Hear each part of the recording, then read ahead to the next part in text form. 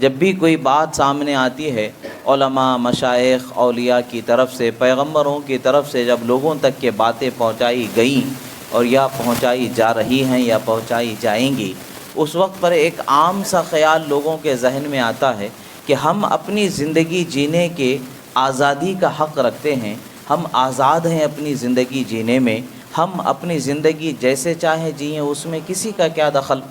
ایک چھوٹی سی سوچ لوگوں کے ذہن و فکر میں نیچریت کی طرف سے یا اور وہ لوگ جو خدا کی وحدانیت الوہیت کا انکار کرنے والے ہیں، ان لوگوں کی طرف سے ترقی کے نام پر یا علم کے نام پر یہ سوچ کو لوگوں کے ذہن و فکر میں بسا دیا جاتا ہے کہ ہم خود مختار ہیں، آزاد ہیں، اپنی زندگی جیسے چاہے جئیں، اس میں ہمیں جو بھلا لگے وہ لگے، ہمیں جو برا لگے سو لگے، ہم اس پر عمل کرتے ہیں۔ ہم اپنی خوشی سے اگر کوئی کام کر رہے ہیں، اپنے آپ کے لیے اس کو بھلا جان رہے ہیں تو وہ بھلا ہمارے لیے ہونا چاہیے، یہ سوچ ہوتی ہے۔ جب ان کے سامنے حلال و حرام کی قید و بند کو پیش کیا جاتا ہے، یعنی یہ حلال ہے، یہ حرام ہے، اس طریقے سے زندگی گزارنا ناجائز ہے، اس طریقے سے زندگی گزارنا جائز ہے، اس طریقے سے رہنا آپ پر فرض ہے، جب یہ قید و بند ان کے سامنے پیش کیے جاتے ہیں تو وہ لوگ ان چیزوں کو یہ سمجھتے ہیں کہ ہماری آزادی کو ان چیزوں سے خطرہ لاحق ہو رہا ہے۔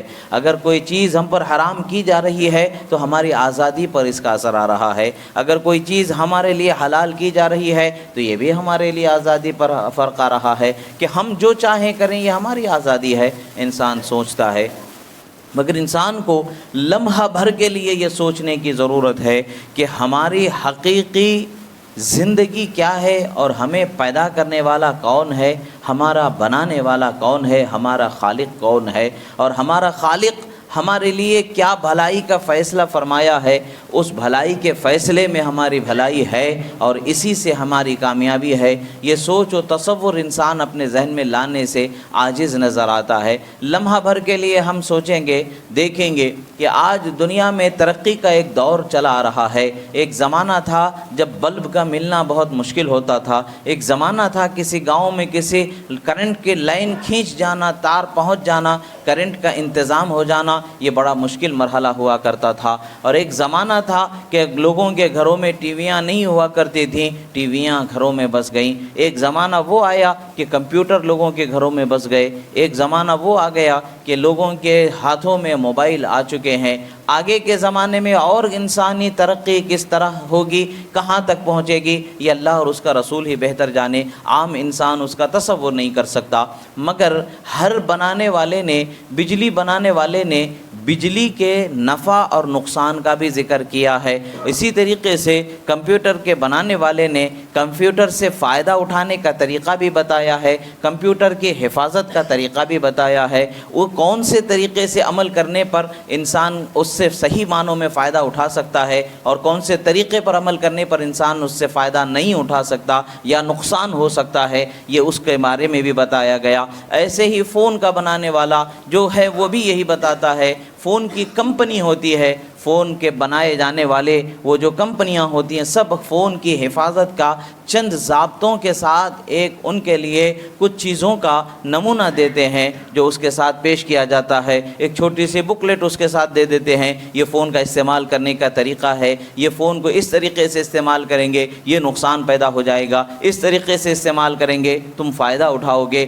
یہ سافٹ ویئر ڈاؤن لوڈ کریں گے وائرس آ سکتا ہے، وائرس سے تمہارا فون خراب ہو سکتا ہے، وغیرہ وغیرہ، یہ ساری چیزیں اس میں بتائے جاتے ہیں۔ اب فون کا استعمال کرنے والا بھی وہی انسان ہے جس کو حلال اور حرام کے معنی جب بتائے جاتے ہیں، اللہ کے دین کی شریعت کے تقاضے جب اسے سناتے ہیں کہ یہ چیز حلال ہے یہ حرام ہے، تو اپنی آزادی کا گیت گانے والا اور اپنی آزادی کا راگ الاپنے والا وہی انسان جب فون کا استعمال کرنے کے لیے وہ اپنے آپ کو تیار کرتا ہے تو فون بنانے والی کمپنی کے تمام جو رولز اس نے بتائے ہوتے ہیں اس کو فالو کرتا نظر آتا ہے، فون کو اسی طریقے سے استعمال کرتا ہے جس طریقے سے استعمال کرنے کا طریقہ فون بنانے والی کمپنی نے بتایا ہے، اس کے لیے سیف گارڈ لگایا جاتا ہے، اسکرین گارڈ لگایا جاتا ہے، کور لگایا جاتا ہے، اور بھی بہت سارے ممکن بھر اس کی جتنی ممکن ہے اس کی حفاظت کرنے کی وہ کوشش کرتا ہے اور اس کو سیف کر کے اپنے لیے صحیح معنوں میں فائدہ اٹھاتا ہے۔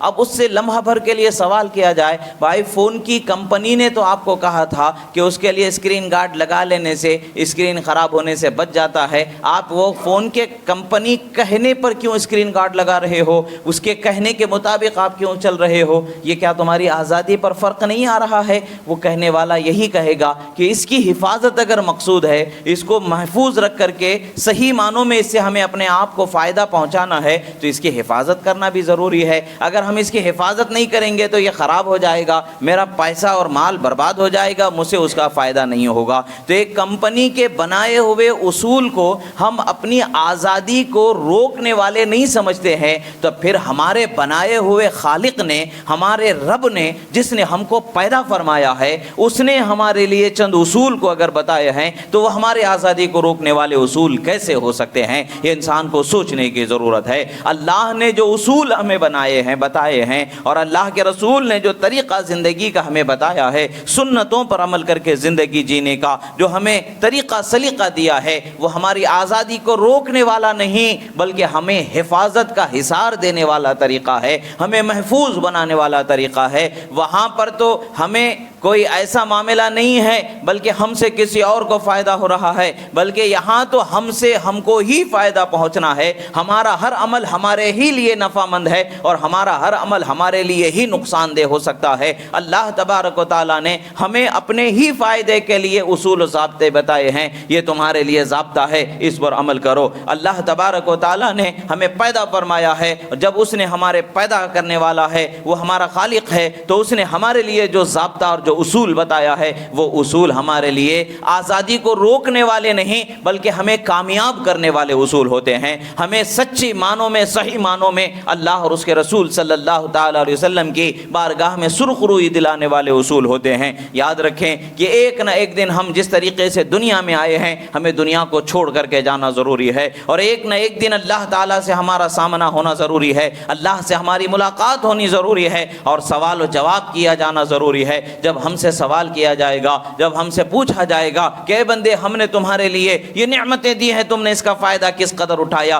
کس طریقے سے تم نے اپنے لیے ان نعمتوں کو فائدہ مند بنایا، کس طرح سے تم نے اپنے آپ کو جہنم کی آگ سے بچانے والا بنایا، ہمارا جواب کیا ہوگا اس وقت پر کہ اے اللہ، ہم نے ایسا ایسا کیا، گناہوں میں زندگی گزاری، ہم نے اپنے آپ کو بچایا۔ یہ جواب تو صحیح نہیں ہو سکتا۔ ہمارے لیے اس دن کے جواب کی تیاری ضروری ہے۔ آج ہمیں سوچنے کی ضرورت ہے کہ کل قبر کے لیے ہم نے کیا سامان تیار کیا ہے، کل ہم نے قبر کے لیے کیا توشہ تیار کیا ہے۔ جو قانون خدا نے ہمیں دیا ہے وہ قانون ہمارے لیے پابندیاں لانے والا قانون نہیں ہے، ہمارے لیے بے عزتیاں لانے والا قانون نہیں ہے، ہمارے لیے پریشانیاں لانے والا قانون نہیں ہے، بلکہ ہمارے لیے حفاظت بخشنے والا قانون ہے، ہمارے لیے سلامتی بخشنے والا قانون ہے، ہمارے لیے عزت و رفعت بخشنے والا قانون ہے۔ دنیا کی تاریخ میں جب سے دنیا قائم ہے اور اس وقت سے لے کر آج تک، اور آج سے لے کر کے قیامت تک کے بھی کوئی قانون اللہ کے قانون کے سوا دنیا والوں کو کامیابی تک نہیں پہنچا سکتا۔